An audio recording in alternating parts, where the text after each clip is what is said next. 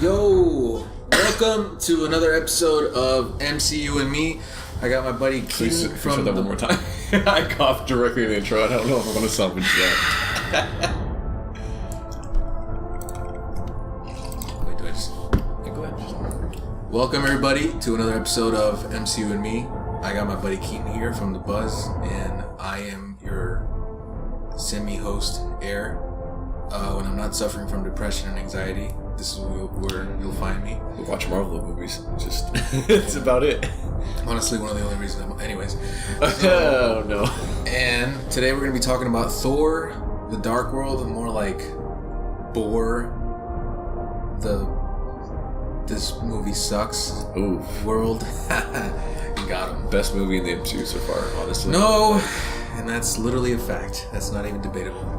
Anyways, so... Where do we start with this movie? We've been commenting on the Dark World because it's always the shitty one. It's not even shitty. It's not really even shitty. It's just kind of like nothing, you know? It's just kind of like, why? Why does this exist, you know? To follow up. So the thing is that basically Iron Man 3, Thor 2, and Captain America, the Winter Soldier, they all basically they're all basically the follow-up trilogy. So they're a trilogy of movies that all had to follow up basically post-Avengers because they're all the old returning stuff. Well, and then after that, it was more so new stuff in the second Avengers. Yeah. They just kind of split up that way. I mean, the only really new character they introduced is Ant-Man, right? Oh, no. Guardians. Yeah. Yeah, so it's Guardians. Yeah. So you can almost consider this a follow-up trilogy. So every... Yeah, like an obligation, I guess. That's what it comes off as more than anything. Yeah. I mean, because you know, I don't know, man. It's just you go. What? You take it, exactly. I like this movie. Not. I'm kidding. You give me a fucking look. Hey, look, if you like it, I mean, right. That's cool. I mean, you're wrong, but that's cool. I will probably not watch this movie again for a long time. And the only real reason I'd watch it again is if like I'm doing it for a reason. Yeah, this movie's like an obligation more so. Kind of. That's what it really is. So, okay, the thing is, okay, so the movies. What are you juggling, right? What things? It's like I don't know. I don't know if I want to call it bad. It's mediocre, but like there's some really fucking neat parts in it that I really enjoy. Like what? I have a list of good points because I knew we were going to talk shit about this movie. Yeah, I mean, so I wanted to write down some good points. I don't know. This movie gets a lot of flack, but I guess deservedly so. Because it's more of a thing of like, hey, you know, you've seen what you can do with something like the Avengers. Like a movie can be that top-notch quality. Just because it's a sequel doesn't mean it has to suck. But this movie really just kind of like they kept it safe. It was super safe, and the thing is, ultimately. Safe. It is literally the number 2 of what you thought Thor was going to be. Which is like almost an insult in a way. Yeah, I mean... It's set, if you remember the ending, it's like, you know, Loki sitting on the throne, everything like that, getting into the ending, who gives a shit. It's setting up for a third movie that doesn't happen. Because the third movie wraps up all the plot lines of what would have been the stereotypical Thor movie within the first few minutes. Yeah, pretty much. So Loki gets found out within a few minutes, and Thor already knows. Which is not something that's set up for this movie. Yeah. So, yeah. But... Yeah, but I mean, I don't know. What else are they juggling? Like, fucking Jane Foster stuff, which they make her... Okay, her involvement in the plot at least kind of makes sense. So it's like, okay, she's investigating with Eric Selvig, and then they find the ether, which... she basically teleports there, but I'm just like, is that buried on Earth? Because it never really explains it. Yeah. She just kind of goes there and then wakes up randomly back on Earth, and it's like... So is the ether basically like an explicitly evil Infinity Stone then? That's what they made it seem like. But no, they made it seem like it was more the Dark Elves that were the evil ones. And it's just so that... It just so happens that they need the ether because it has enough power. It just seems like more of a powerful weapon in itself that, you know, depending on who has it, can be used for evil. It's never... The Reality Stone has literally never been used in a positive way. Yeah. It's because originally they were going to use it to you know, conquer, you know, Asgard and stuff like that. So I wrote down all the good things about this movie that I really liked. So let's go ahead and get into that. I like Thor's costume in this movie. All the costumes got an upgrade, and they brought back in the beginning. Isn't it the same? No, the one that we're watching right now is like the sleeveless look. Yeah. But if you... And that's the Avengers one, right? I think it's similar to it, but like on Vanaheim, which is like the first big battle when Thor eventually actually shows up. Let me actually pull that up. The Thor costume is like, it has like the plating. It's like it's like a little bit more medieval than the Avengers one was, because the Avengers one was super over the top. I really like the Thor costume in this movie. His whole aesthetic is kind of a mix of what I wanted out of the Thor costume moving forward. I mean, I wish he had the helmet at the end of the day. At least in some parts. I wish he never battles with the helmet on, which is a little lame. But I guess they want the long hair, so they're kind of just doubling down on everything. They have another shirtless scene with him, but all in all, I like the costume. I like the fantasy ships. I think I mentioned that a bit in the first Thor review, but I think the fact that like the ships for Asgard, they basically give Asgard guns, which they never really showed in the first movie, which makes sense because they're really just an alien race. Yeah. Their spaceships just look like fucking Viking ships with Gatling guns on the front, so I really like that aesthetic. I do like the fact that there's basically a Korg species, whatever that is, in the very beginning of the movie. That was his father. Could have been. So Thor killed his father. This movie doesn't really tackle too much with the fact that the 9 realms are planets. They're still playing into the fantasy part of it, which makes it kind of confusing. No, they really double down on the whole medieval thing. Or like the fantasy. They make it seem way more fantasy than it really ends up being, is the thing. So it's like the Dark World is like, okay, cool, they can teleport between, and they do some interesting stuff with that. Like, there's a part where she like gets the phone call or whatever, and it's like, how are you able to call me? Basically, 'cause she's on another planet, but it goes through the wormhole or whatever. What else? I really like the black hole grenades that the Dark Elves use. Oh, yeah. It's reincorporated pretty well, and it's just like overall really neat and fucking pretty violent thing, considering it's technically a Disney movie now. Yeah. It's not bloody. It's just like, oh yeah, your body's gonna be fucking crushed and disintegrated. So that's kind of cool. The Captain America cameo was really good, and I didn't notice until this time around that it actually has like some of the swells from the Captain America soundtrack. So it's just like all in all kind of neat. Really wouldn't make sense if you just watched Thor movies for whatever reason, but it's that. Let's see. The planning scene is neat. Like the part where they're basically breaking Loki out and they're talking about it at the same time. It's a little bit more inventive than just them doing it and like doing all the planning stuff beforehand. Also the fact that all of his friends are like, hey, if you betray him, I'll kill you. And they all do that unrelated to each other. They try to give the Warriors, I guess, a bit more personality than the first one. It's all that matter. And then there's like on a side note, this is going off of what I like. The Civ like jealousy thing really goes nowhere. She gives Jane Foster some looks, and then like she helps her break out, and it's like, oh yeah, bye. And then you never really see them again. She should have been the love interest. I mean, it's in the comics, right? Overall, usually. No, actually, well, Civ, but then Jane does eventually take up the role of Thor. Oh, Jane Foster. Oh, yeah. She becomes How's that? Natalie Portman's coming back, Phase 4? Hell no. That'd be fine. I'd want. Nah, I don't know. They'll recast. They'll recast. If they decide to come back with the She-Thor, as people call it, for that new Thor, I'd be down for it. Like, I'm down. I don't know if they'll keep Natalie Portman. Yeah, well, no, I don't think she'd come back. No, I mean, that too. That's all involved. What's something else? Tom Hiddleston's acting in this movie is fucking amazing. Yeah, he's literally the best actor in this movie outside of maybe like Odin does some alright stuff, but overall like Loki's better than Thor. Him Odin, what's his name? Sir, he's British. What the fuck is his name?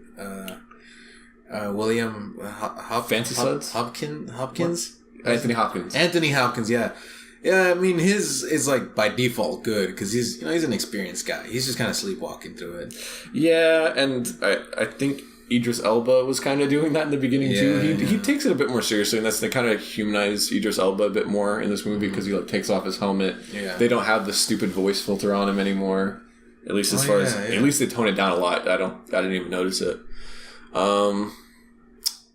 But yeah, I mean, what else do you like? Because I'm about to go on a tangent. Oh shit! The hammer flying across the universe. The hammer trying to fly across the universe is great. That's the exact note as I wrote it. like whenever they teleport between the planets and stuff like that, and the fucking hammer just shoots into the sky at like the speed of sound. That shit's. I find that shit really interesting. Like, it's fun and funny at the same time. Like, it's fun. Like, it's just like, oh, that's like they thought about it. You know what I mean? And they thought to show it. The hammer's a little inconsistent because sometimes the hammer will just literally go through anything to get to Thor, and sometimes you'll see it bank around buildings, and then sometimes he's able to hang it up on the coat rack. Well, the thing is, no, that's I feel like that's a comic booky thing. But the thing is, like people can't pick it up, but like you can. But the weight is a realistic weight. I don't know how that's supposed to work out. It brings space into the MCU. It's already been in the MCU. No, but like it brings. that's where I wrote the note. It sets up Guardians of the Galaxy. Oh, yeah, okay. Which it didn't come out till the year after, but because the Collector appears at the end, and you just kind of see you see like Civ and whatever they're giving them the ether, right? They give him the ether, like Infinity Stone, and he's like they're all really awkward in that scene. I don't know if it's meant to be on purpose, like they're like weirded out that they're like on an alien planet, and the Collector's like really overacting. Yeah, because he's kind of eccentric, you know? Yeah, it's. I guess how they're trying to make it come across.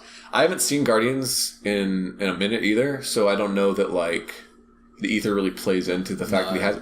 Because it's weird, because like he gets. I know. No, they don't even mention it. I don't think. Yeah, so it's just like that's when they. I mean, they explain the Infinity Stones. And they said yeah. And then they set up the Collector is like trying to get the stones for whatever reason. I guess just for his own collection's sake. But and then also in the last post-credit scene, Thor appears and kisses Jane Foster, and then you see a monster running around London. Like they never got rid of it. It's just chasing around birds. It's like, oh yeah, there's a fucking frost monster here in London now. I remember being in the theater, and that scene pissed me the fuck. What? Wait, so you're saying you like that? No. Oh, okay. I think I wrote that as a generic note, like, what the fuck? Just I remember being in the theater, and I was like, are you... Come on now. Like, just... Fuck off. Like, not even showing, like, a beam of light, like, oh, yeah, they're trying to take care of it and get it out of there. No. Just hanging out. I think Jane should be completely taken out. Oh, wow. It's almost like they did that. That is a product, I think, of the time, which was, hey, you got to have a hero. A love interest. With the love interest, and then... And then the comedic relief character turned into characters with Darcy and her intern who they make out. Yeah, okay. Useless characters. Honestly. Honestly. It's just for comedic relief because Thor was... I guess they try to play up Thor as, like, the... What's it called? The straight man? But, like, he's not. Natalie Portman's more of the straight man, I guess, in this. Yeah. But Thor makes a decent amount of jokes, Like, and by the time Thor Ragnarok goes around, he's just... He's his own comedic relief. Yeah. They should have taken that out. Civ should have been just if they had to have a love interest, and again, it's like setting up for a sequel that doesn't happen because they're making out at the end of the end credit scene, but then whenever Thor Ragnarok goes out, it's like, hey, sorry, Jane dumped you. It's like, oh, I didn't. She didn't dump me. I dumped her. Yeah. Which is like, it's funny in the moment, but like, it's very clearly a writing off of that storyline. Well, also, I mean, it's a thing where like they didn't expect, like, for example, you remember, jumping around real quick, do you remember Age of Ultron? The preview he had of Ragnarok was everything was so dire and serious. Whenever he was in the pool thing. Oh, and then the trailer, the original logo. If you look it up, it's very much like very, like regular. Like Thor, like raw, like it's not colorful. I think it's only after a while they're like, let's just kind of take a whole 180. Like I guarantee, I'm sure Taika Waititi had a huge part in. Yeah, like I'm sure if Taika Waititi had never been assigned, the third one would have been just like exactly. That's what I'm saying. Like it's this movie is basically the in between for. Hey, we got a sequel that doesn't happen. Yeah. It's that's the best way to describe it. I mean, they recasted the blonde guy, Zachary Levi, who's now playing Shazam. Oh, I didn't. Yeah, so that's crazy. I did't notice. Okay. Yeah, no, I mean he doesn't even resemble himself, so that's kind of weird. But the beard and stuff. Yeah, it was the whole. I don't know. So this is not the first Infinity Stone because the Tesseract's been around a lot. Yeah, but I guess it's the second one, right? I guess. Yeah, because the third one would have been. But it's so. I think Odin even says like, "Oh, well, the other stones are salt. This one's a liquid." I was like, "Wait, what?" He basically straight up says like, "Oh, this one is ethereal and stuff." It's like that's why it's like all floating around. But like whenever it comes down to it being a stone, it just turns into a stone in Infinity War. I guess because Well, the way they explain it, like for example, the Tesseract is just a space stone. The Tesseract itself is its own thing. It's just a container, basically. Yeah, like a container. So I guess maybe you could apply that to the. And I thought they were going to set up the Aether more, like whenever he blew it up initially, and it crystallizes, but no, it just goes right back and being like gas and stuff. Man, the makeup is good, but the Dark Elves, yeah, it's fine. I like their aesthetic. I like their masks. I'll say that. I don't know, man. I like their ship aesthetic. I like the masks. They look creepy and unique. I don't know. It's always kind of ugly, to be honest. It's just a whole sepia tone. Yeah, it's just a gray movie. Honestly, that's it. It's dumb. It's probably the most forgettable movie out of the follow-up trilogies. His mom dies, right? His mom dies. Yeah. Loki gets upset. That's it. I mean, they humanize him, I guess, with the one thing he cares about, I guess. Yeah. Overall, like, it's not, I don't know, I wouldn't say it's terrible. It's just very, like, very safe, bland, just nothing, like, obligatory. Yeah. You know, just... irrelevant. Yeah. I mean, I guess the Aether getting to the Collector, which comes up. I mean, that's a post-credit scene, though. That shouldn't even be... I guess. Like, if that's your defense, you know, that's... Which is interesting, because they... I don't know. The fact that they... I get the logic that they're trying to convey, but the logic is also stupid. Yeah. So it's like, hey, we already have an Infinity Stone on Asgard. Let's give it to this crazy person. You know, the thing also... There's literally so many other places. Like, why not Earth? I mean, in theory. Maybe not. Nah, they'd fucking know. Nah. Nah, hell no. Give it to Jane Foster. You know? No. Let her hold on to it. What? Jane Foster is essential for Infinity War, guys. No. Right? Jeez.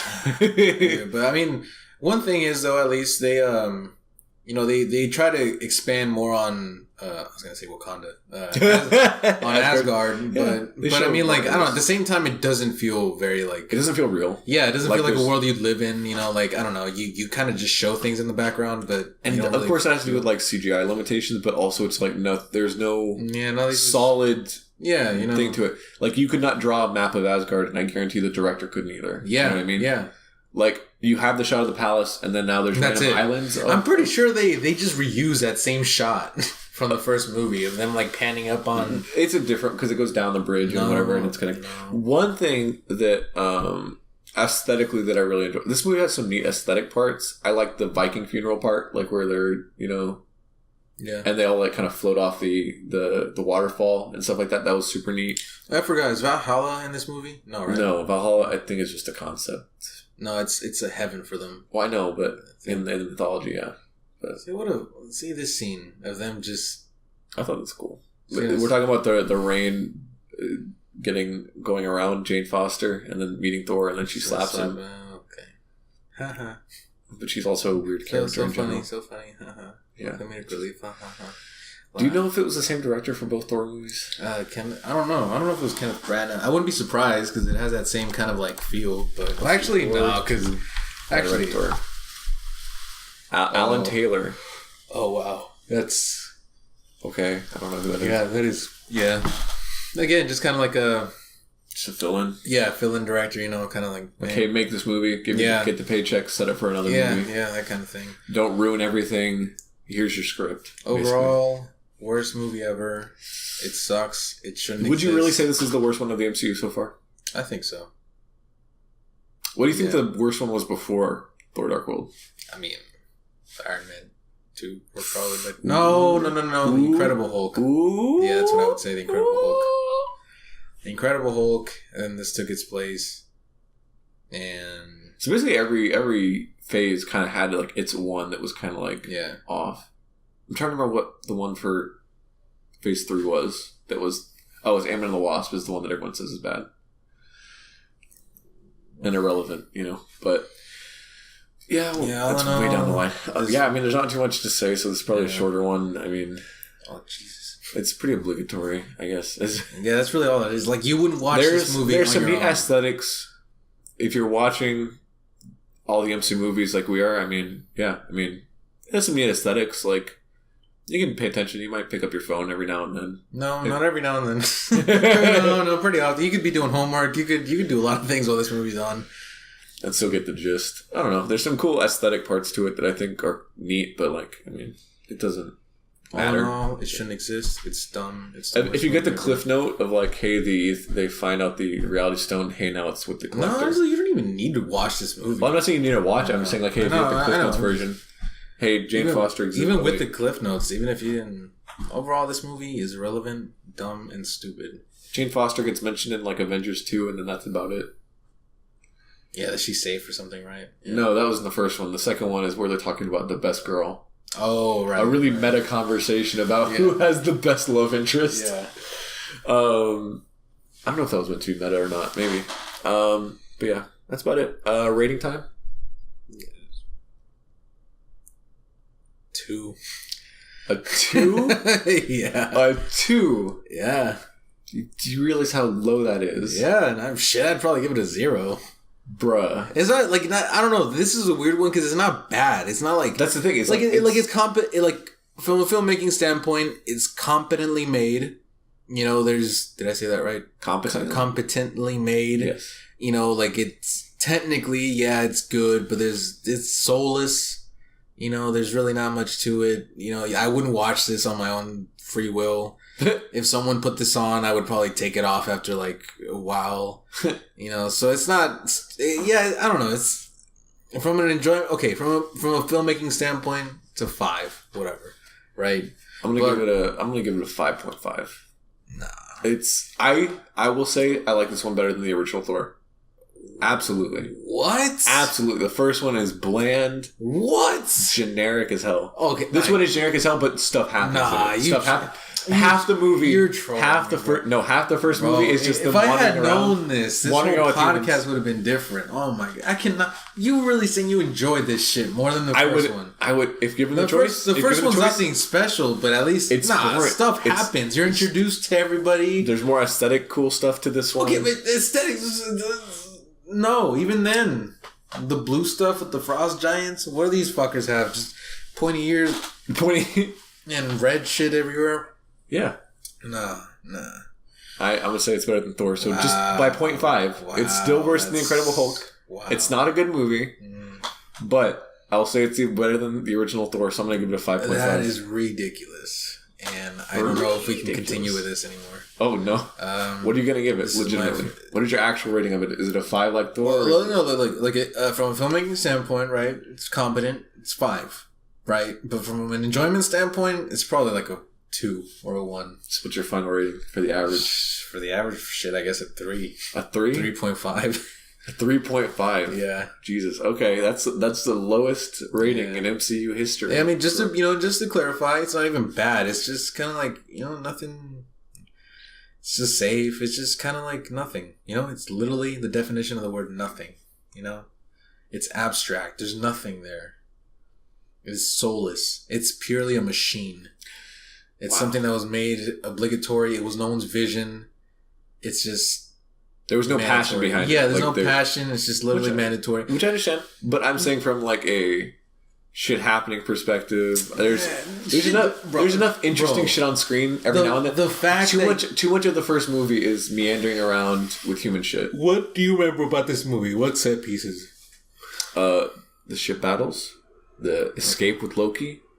The battle on Vanaheim. Loki's fake betrayal. That was kind of neat. Oh, you know what? That brings up a good point. It kind of shows you, in another way, how you successfully pull off like a scene. Like, I guess, like for example, you compare that scene where he goes to... Did you call it Valhalla? Vanaheim. Vanaheim, yeah. I think it's the Dark World. Vanaheim. No, Vanaheim is the forest planet. Whatever the Dark World is. It's just whatever. The evil planet. Well, when he gets to the planet where he's fighting Korg or whatever. That is Vanaheim then. Yeah. Yeah, so, like, that scene, he enters kind of similarly the way he does in Infinity War. Like with the hammer going everywhere. But that scene is so much more epic and like, I don't know, you kind of get the scale of it. There's way more setup in Infinity War than Look, man, same concept. That's after going with Thor on like an hour-long adventure. Different execution. I'm not trying to say this is better than Infinity War. I'm just saying it's better than the first Thor. Man. That's what it sounds like, to be honest. Hey, Iron Man. Anyways, yeah, this movie sucks. Thor 1 is better than 2 and 3. And... So that would average out to 4.5? Yeah, I guess so. 4.5, there you go. So, lowest rating so far, technically below Thor.